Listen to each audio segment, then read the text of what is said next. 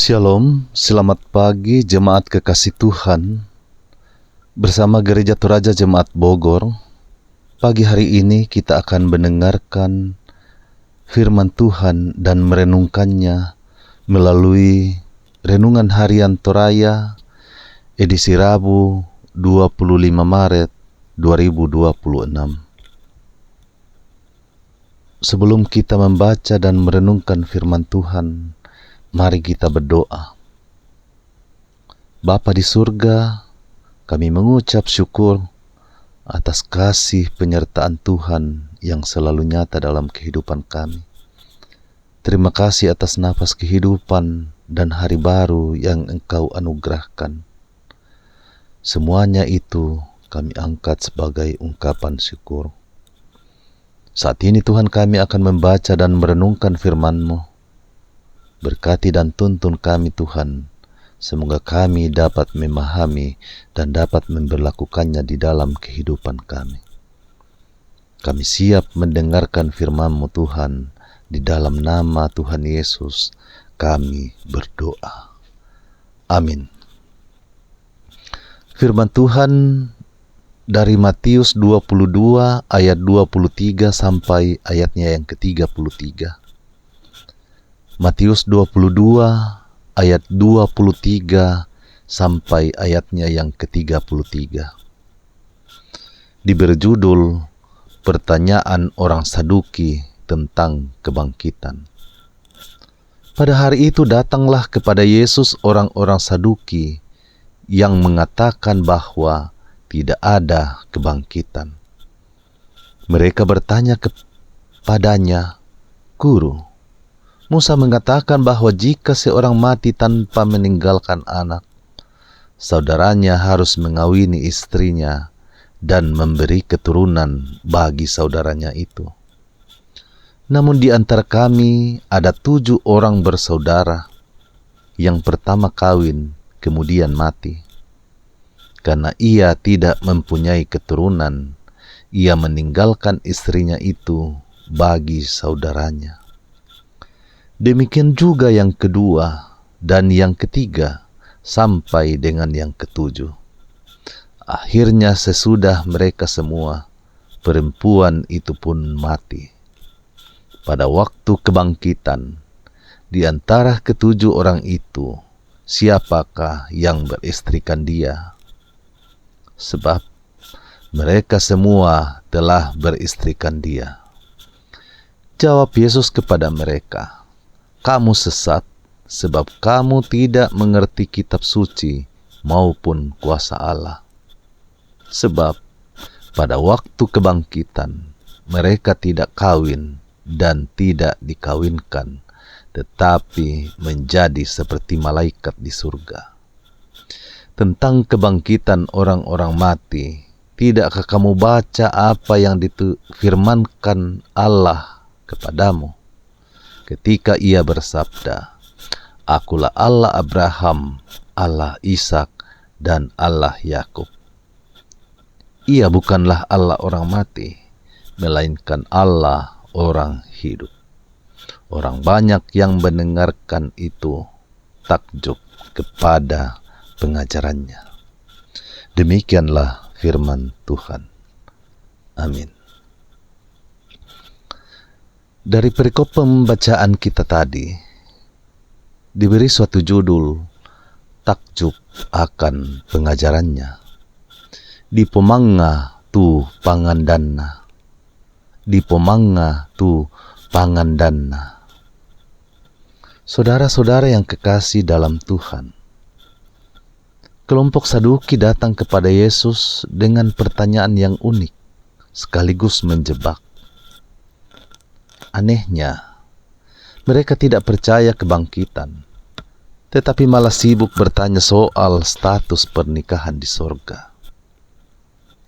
Seorang perempuan menikah dengan 7 orang, satu persatu meninggal. Kemudian orang Farisi bertanya, nanti di surga dia jadi istri siapa? Yesus tidak terpedaya dengan pertanyaan jebakan mereka. Ia menegaskan bahwa di surga tidak ada kawin dan dikawinkan. Dan yang paling penting, Allah bukan Allah orang mati, melainkan orang hidup. Seringkali sadar atau tidak, kita pun berlakon seperti orang Saduki. Kita sibuk berdebat tentang hal-hal teologis yang rumit, tetapi lupa esensinya. Apakah kita hidup di hadapan Allah yang hidup? Yesus merespon dengan tegas, "Kamu sesat sebab kamu tidak mengerti kitab suci maupun kuasa Allah." Di surga, katanya, tidak ada kawin mengawinkan, dan yang penting Allah bukan Tuhan orang mati, tetapi Tuhan orang hidup. Jemaat kekasih Tuhan, perikop dalam Injil Matius ini mengingatkan kita agar tidak terperangkap dalam debat religius yang kering, lalu melupakan kehidupan iman yang nyata. Kita terlalu sibuk bertanya tentang kehidupan setelah mati, padahal pertanyaan yang lebih penting adalah, apakah kita sedang hidup benar hari ini? Sejatinya, Tuhan tidak mencari teologi yang rumit, tetapi menghendaki relasi kasih yang nyata dengan iman yang hidup berpusat pada Yesus, Sang Sumber Hidup. Pertanyaan bagi kita, apakah kita sudah hidup di hadapan Allah yang hidup? Dimuliakanlah Tuhan kita, Yesus Kristus. Amin. Mari kita berdoa. Bapa di surga, kami bersyukur boleh mengalami dan menikmati firman-Mu pagi hari ini. Berkatilah firman-Mu ini Tuhan, semoga kami dapat memberlakukannya dengan benar di dalam aktivitas kehidupan kami. Kami menyerahkan aktivitas dan perjalanan hidup kami jemaat-Mu. Berkati kami Tuhan dalam melaksanakan aktivitas kami.